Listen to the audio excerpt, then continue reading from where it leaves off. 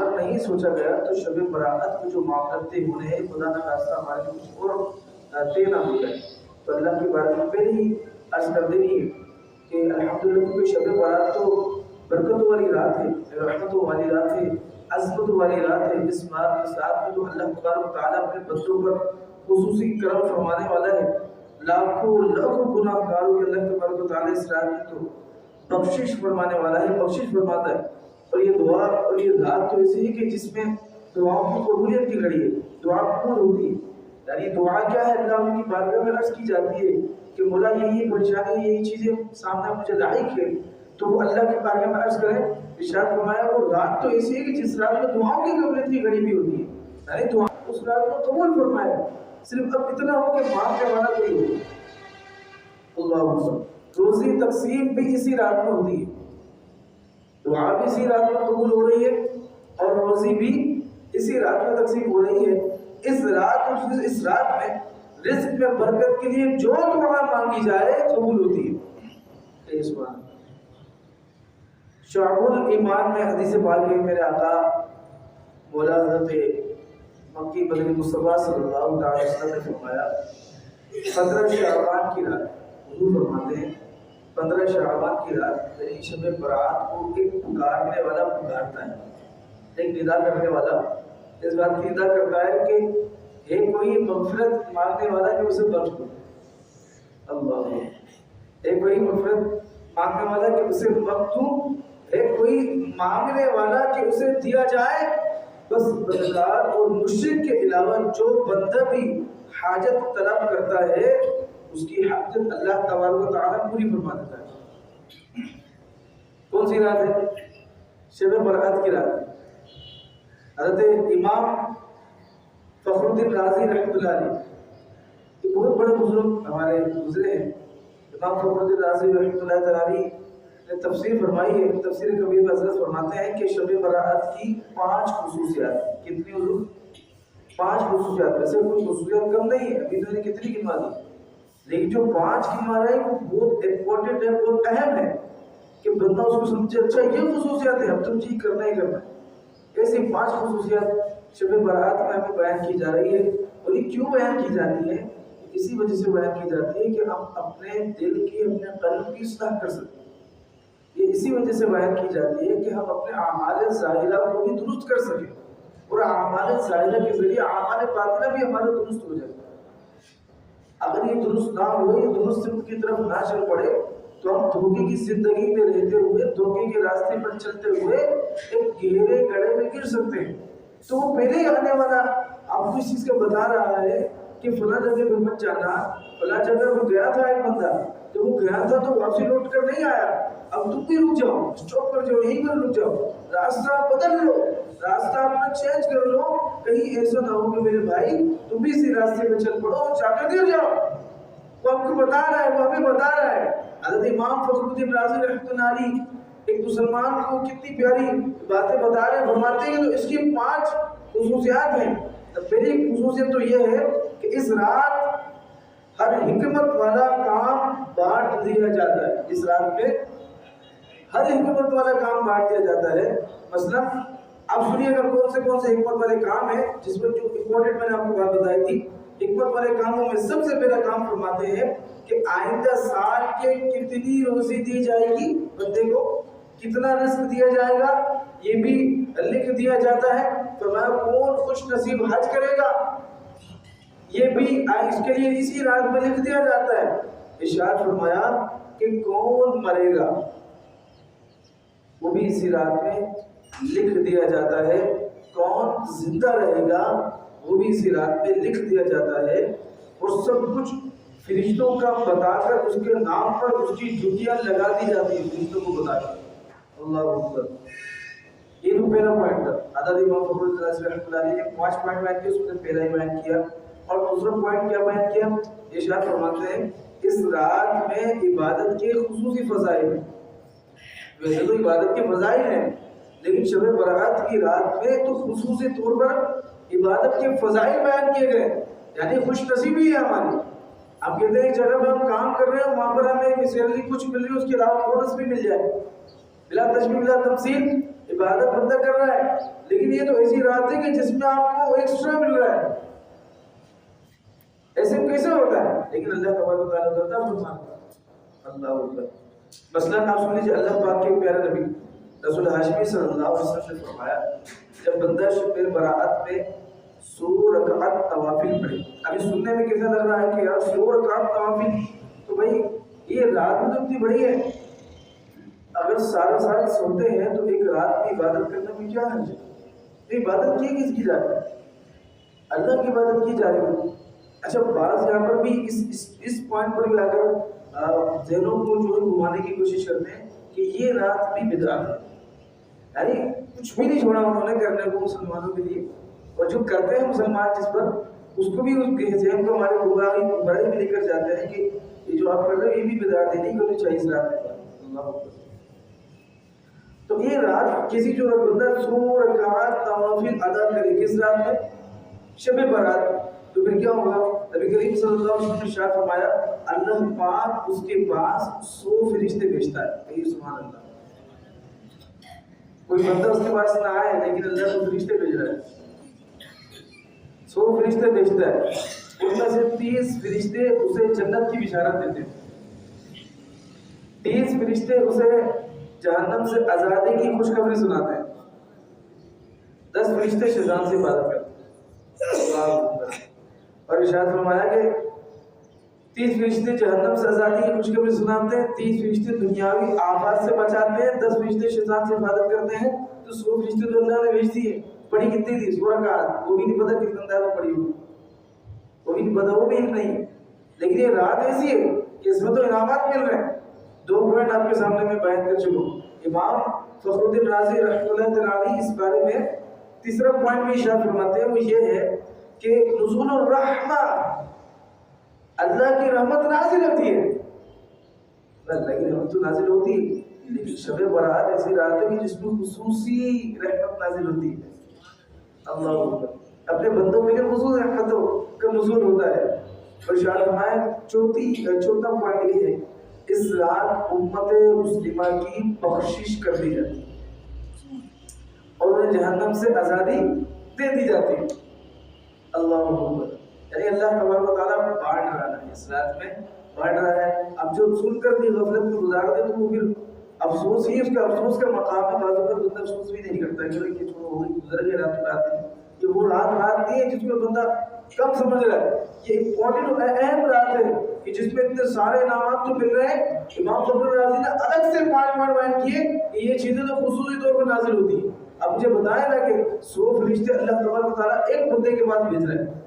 اگر 10,000 بندے عبادت کر رہے ہوں اس وقت رات میں تو کتنے فرشتے نازل ہوں گے زمین پر.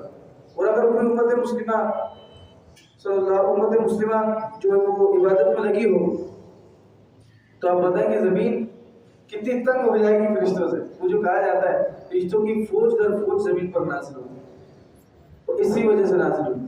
اللہ اکبر. فرماتے ہیں 5واں پوائنٹ یہ ہے کہ شب برات اس رات میں ہمارے آقا مولا صلی اللہ تعالی وسلم کا روایت کے مطابق ہے پیارا آقا صلی اللہ علیہ وسلم مکی مدینہ مصطفیٰ صلی اللہ علیہ وسلم نے شعبان شریف کی 13ویں رات بارگاہ الہی میں سوال کیا تو آپ کی 1/3 امت آپ کے سپرد کر دی گئی. آپ صلی اللہ علیہ وسلم نے شعبان کی 14ویں رات بھی سوال کیا تو آپ کی 2/3 امت آپ کے حوالے کر دی گئی. پھر آپ صلی اللہ علیہ وسلم نے شعبان کی 15ویں رات میں بارگاہ الہی میں سوال کیا تو آپ کی ساری امت آپ کے سپرد کر دی. سبحان اللہ. آئی شب برات، یہ برکتوں کی رات، لطف و کرم کی رات ہے، یہ رحمتوں کی رات، جو چاہتے ہو تم کو کرے گا خدا عطا، اس کی عنایتوں کی ہے یہ نعمتوں کی رات. غم کا علاج آج کی شب دستیاب ہے، یہ جام فضائے ساعت ہے، یہ فرحتوں کی رات. اللہ پاک ہمیں شب برات نصیب فرمائے اور اس مقدس رات کا ہمیں عبادت کرنے کی توفیق عطا فرمائے. بالخصوص اللہ تبارک و تعالیٰ ہماری اس رات میں بخشش و مغفرت فرمائے.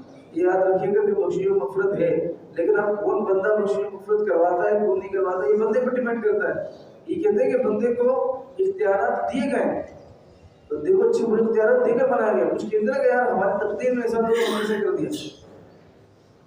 تقدیر میں تب لکھا گیا جب اللہ تبارک و تعالیٰ جانتا تھا کہ اس بندے کو بھیجا جائے گا دنیا میں اور اس بندے نے یہ معاملات کرنے.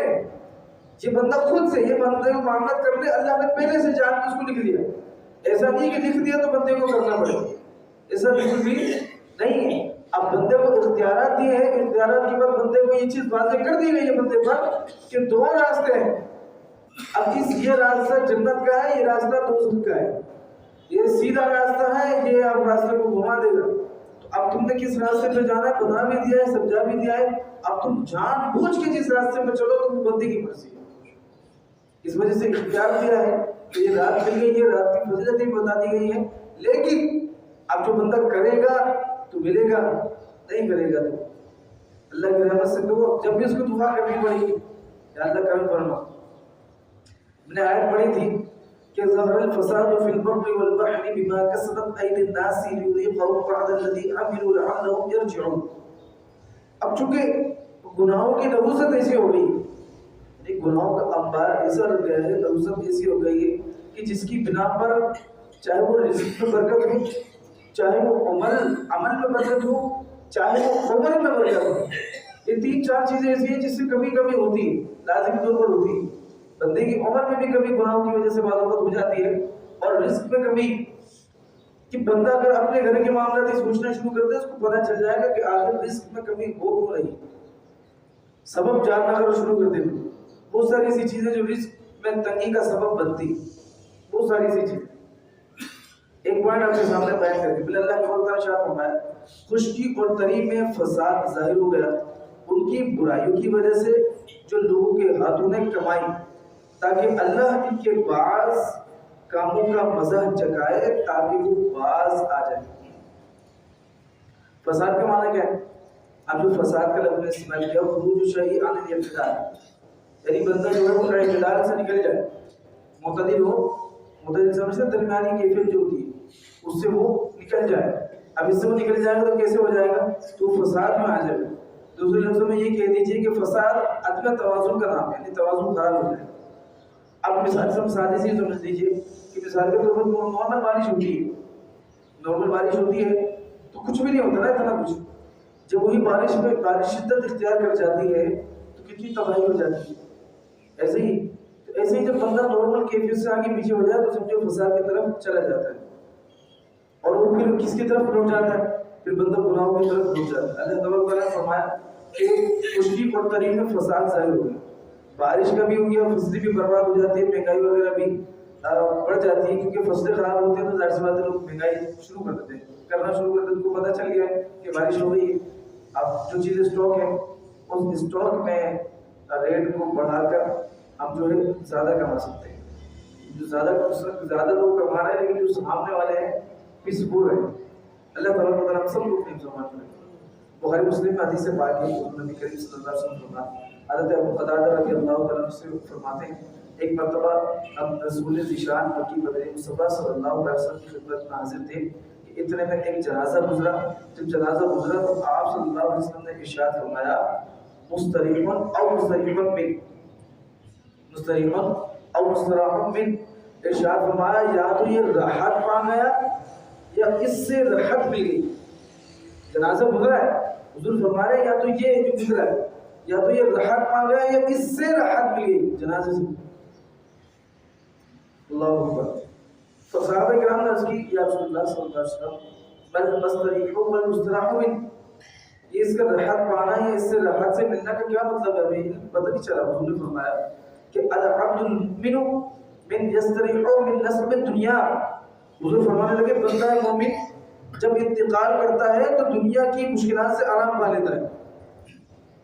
حضور کیا فرما رہے کہ مشکلات سے آرام پا لیتا ہے. آگے ارشاد فرمایا وَالْعَبْدُ الْفَاجِرُ يَسْتَرِيحُ مِنْهُ الْعِبَادُ وَالْبِلَادُ وَالشَّجَرُ وَالدَّوَابُ. ارشاد فرمایا اور جب فاجر و گنہگار مر جاتا ہے بندہ تو اس بندے سے ملک, درخت, جانور سب راحت پاتے ہیں. گناہگار سے اظہار راحت پاتے. بندہ مومن جو مشکلات سے راحت پا لیتا ہے، لیکن جو فاسق و فاجر و گناہگار ہوتا ہے جب وہ مرتا ہے تو حضور ارشاد فرما رہے ہیں کہ اس سے سارے کے سارے راحت پا لیتے ہیں، ظاہر سی بات مر گئے۔ اللہ اکبر۔ وجہ پتہ کیا ہے؟ وجہ یہ کہ گناہوں کی نوسط ہے، یعنی گناہوں کی نوسط ایسی ہوتی ہے کہ ایک بندہ مثال کے طور پر نیک ہے اور ایک بندہ گناہگار ہے، تو وہ جو نیک بندہ ہے تو بعض وقت وہ بھی گناہوں کی نحوست کی وجہ سے وہ بندہ بھی اس کام میں آ جاتا ہے۔ کس طرح؟ مطلب وہ بھی اگر اس پر عذاب ہونا ہو تو وہ کسی نہ کسی طریقے سے نیک بندہ اس پر بھی معاملات آ جاتے ہیں اس کی نحوست کی وجہ سے۔ کیسے؟ ارشاد فرمایا حضرت مجاہد رحمۃ اللہ فرماتے ہیں جب قحط شدت اختیار کر لیتا ہے، بارش رک جاتی ہے تو جانور نافرمانوں پر لعنت بھیجتے ہیں۔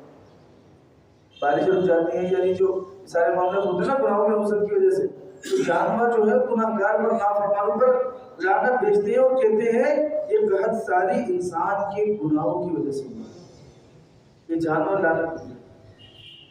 اچھا اس میں نیک لوگ بھی پیٹ میں آتے ہیں، جیسے انہوں نے اشارہ میں دیا ابھی آپ کے سامنے بیان کیا۔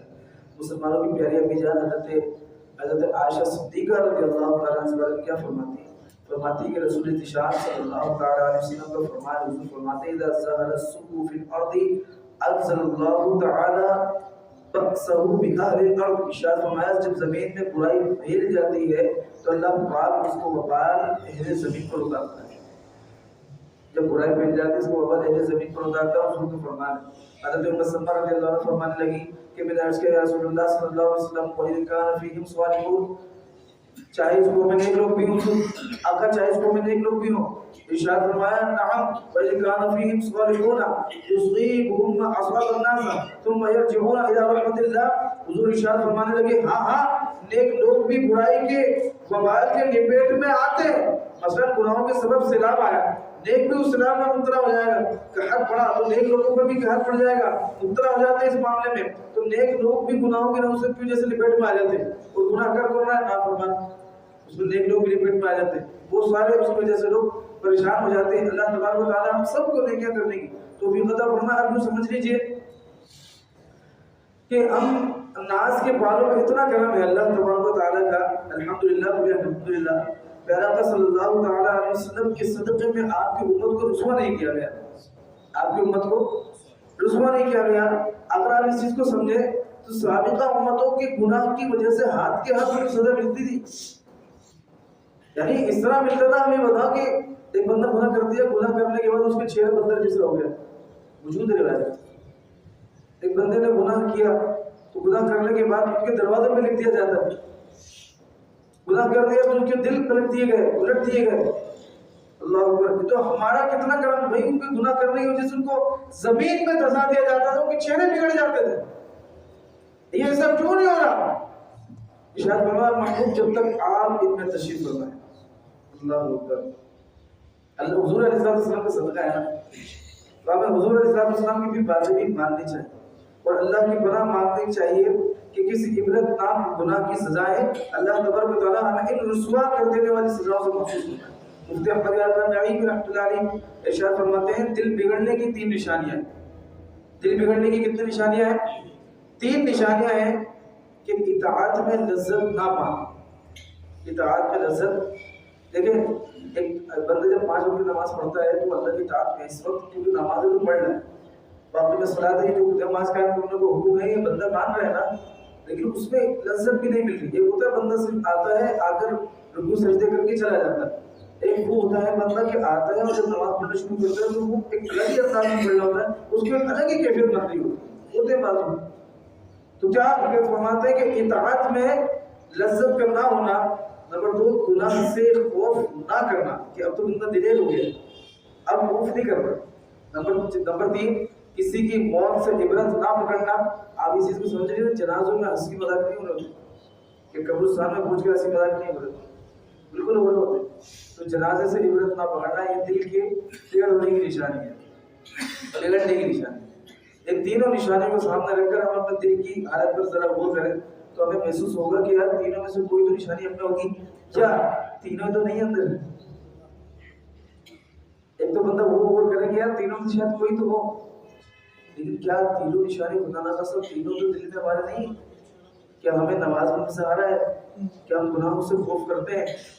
کیا ہم جنازے سے عبرت لیتے ہیں؟ فرمایا نہیں لیتے. جب تینوں نہیں لیتے تو تینوں تو پھر اللہ تعالیٰ کرم فرماتا ہے. گناہوں میں ایسی لذت ملتی ہے کہ گھنٹے گھنٹے گزر جاتے ہیں لیکن گناہ جو ہے وہ ہم روک نہیں پاتے, ختم نہیں کر پاتے. یہ برائیاں بندہ بعض اوقات کر لیتا ہے, کرنے کے بعد اس کے بعد اس کو سکون نہیں ملتا ہے. کہتے ہیں مسلمان میں یہ کیفیت تھی کہ وہ سکون نہیں ملتا ہے. وہ کہتے ہیں کہ یار کچھ تو غلط ہوا ہے, میں نے یہ نہیں کرنا چاہیے.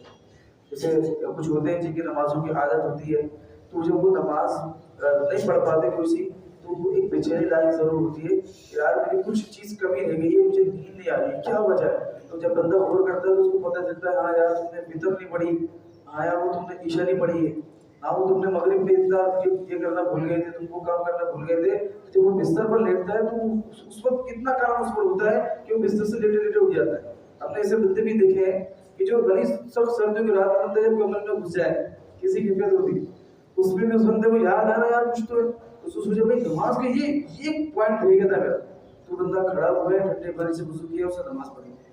یہ بتا کتنا کرم اللہ تبارک و تعالیٰ.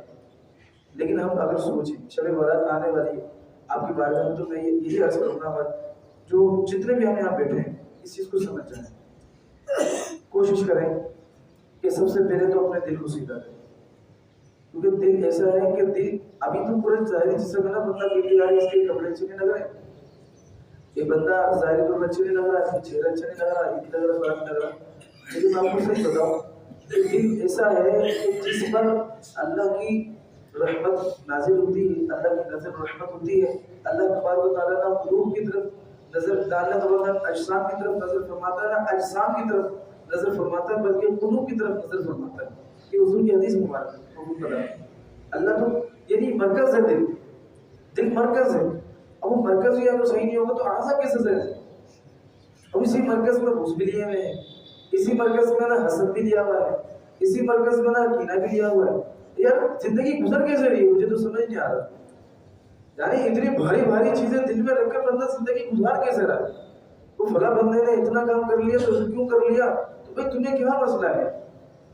نہ اللہ نے دیا ہے بولو نا, اللہ سے عرض کرو نا. تمہاری یعنی بندہ مومن میں اتنی طاقت نہیں بچی کہ وہ ہاتھ اٹھا کے اللہ تبارک تعالیٰ کرم فرما دیا, یعنی اتنا بھی نہیں بچا. بندہ اپنے آپ کو اس سے بھی گر گیا, یعنی تو اللہ کی بارگاہ میں آج فرض سے زیادہ گر گیا. وہ آگے کیا کرنا ہے تو کچھ بھی نہیں کر سکتا. اللہ صاحب یہ کرتے ہیں, اللہ صاحب یہ تعویذ سے, اللہ صاحب یہ صفت دیتے ہیں. اب تو ہاتھ تو اٹھا کے دیکھ بھائی, بول تو صحیح, نہیں بولا جا رہا. نہیں بندہ اتنا بھی نہیں کر پا رہا. وہ کسی کے پتہ نہیں بکس لے کے بیٹھا ہوا ہے. بکس سمجھتے کیا ہوتا ہے کینہ, بکس اور کینہ لے کے آیا, آ کر نماز پڑھ رہا. اللہ وہ کیسے پڑھ رہا ہے نماز, زندگی گزر کیسے رہی.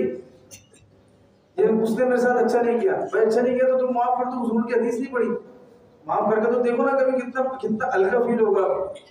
یقین کریں میں آپ بھی آدمی بات کر کے بات ختم کر رہا ہوں کہ آپ اپنے دل کو بغض سے, کینے سے, حسد سے, یہ جو جتنی 4-5 امپورٹنٹ اور مہلک بیماری ہے, یہ باطنی بیماریوں کی لسٹ میں سر فہرست آتی ہے. اگر آپ مطالعہ کریں سر فہرست کا مطلب سمجھیں کہ اتنی لمبی لسٹ ہم نے پڑھی ہے خود نے. یہ جو باطنی بیماریوں کے مہلکات کہتے ہیں, ہلاک کرنے والی چیزیں جو بندے کو ہلاک کرتی ہے. بظاہر یہ نہیں کہ بندہ بیمار ہو گیا تو مر گیا, یہ اندر کی جو بیماری بندہ اس سے بھی مر جاتا ہے, ختم ہو جاتا ہے. اتنی لمبی لسٹ ہے, اس میں سر فہرست یہ بیماریاں ہیں. کون سی؟ حسد کی, بغض کی, کینے کی, عداوت کی. یہ چیزیں رکھ کر بندہ مومن کس طرح زندگی گزار سکتا ہے؟ یہ ممکن نہیں ہے اس کے لیے, کیونکہ وہ بھاری ہوگا, اس کو سر بھاری ہو جانا چاہیے کہ یار میں نہیں کر سکتا.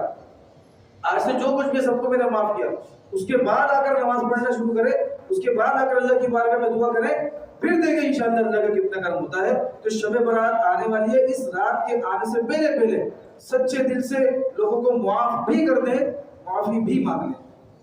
آپ کا کام ہے معافی مانگنا. کیا کام ہے؟ معافی مانگنا. کس کی رضا کے لیے؟ اللہ کی رضا کے لیے. بندے کی سب کچھ بندے کے ہاتھ میں نہیں ہے. آپ اپنا کام بخوبی کریں. اللہ تبارک و تعالیٰ اپنا کام اچھے انداز میں, وہ اچھے انداز میں کرتا ہے الحمدللہ. اس کے بعد اور روز بدلتے نہیں, کریں گے انشاءاللہ. انشاءاللہ شب برات میں نوافل بھی ادا کی جائیں گی, اور پھر محفل بھی ہوگی, اور ذکر اللہ بھی ہوگا, صلاۃ و تسبیح بھی ہوگی, دعا وغیرہ بھی کی جائے گی انشاءاللہ. تمام احباب اس محفل پاک میں ضرور شرکت فرما کر ثواب حاصل کریں.